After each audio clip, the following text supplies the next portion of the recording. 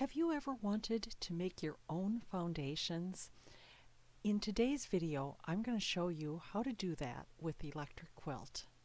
To start with my block, I'm going to go to Electric Quilt, and I'm going to go to the Work on Block tab, and I am going to first import my tracing image. And so if you go to the Tracing Image tab and select the Import Image button, I know that my maple leaf block was, I made a picture today, so I found it, and I will open that.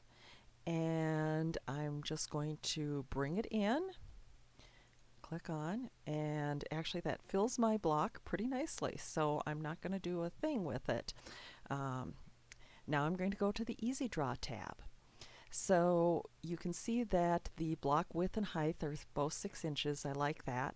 The snapping is not going to matter, and I turn the graph paper cells off.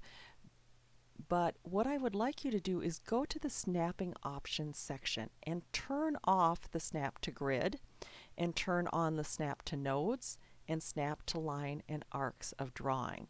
And you're going to find that as you work with foundation patterns, and particularly blocks that are asymmetrical, it's very helpful to not have that snap to grid on. Okay, I'm going to start by first just partitioning the block in half, following one of the sections of the leaf. And then, now that I've got 2 sections, I'm going to create some subsections for foundation piecing. And so I will start at the bottom here with a little bit of a stem.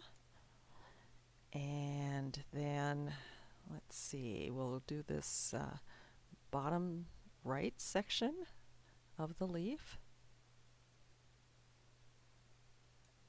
And I'm always trying to connect up line segments or the outer line of what is out there.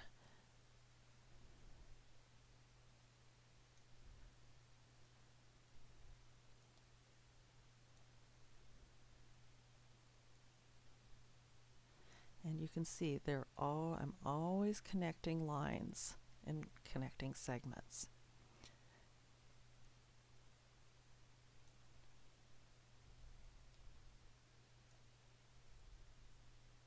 And the snap to line and snap to node really helps with that.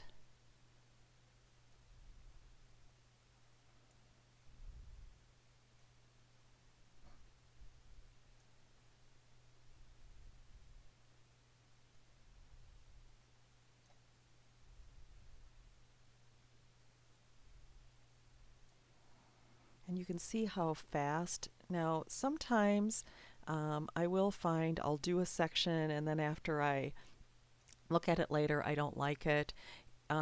Frankly, sometimes it is just as easy to start over again. You know, these are really fast to do, so you really don't waste that much time by potentially needing to start over.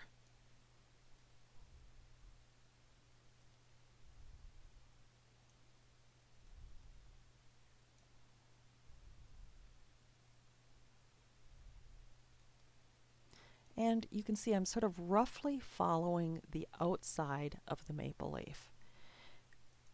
Okay, and there it looks like it is done. I always like to color it to make sure that I don't have any bleed, that I'm only coloring in one piece at a time. If I do have bleed, then I want to go back and potentially fix that. Actually, I think I want to do it this way. Okay, so there I've got a little 3-colored leaf, and I'll use my spray can and do my background. I think that looks pretty good, so I will add that to the sketchbook. And now I want to go and work on the quilt, and I'm just going to make a very small table topper using those leaves. So I use the horizontal layout, 2 by 2. I'm going to change the block size to 6 inches because I want it small. For the borders, I'm going to try 2 inches here. And if I go to layer 1, I can bring my block in, and I will do some rotations just to keep it looking like maybe there's some random leaves. Ooh, I'm sort of liking that. And I will go ahead and add a border, and I am done. I can add it to the sketchbook. One last thing that I want to do is actually check out the foundations.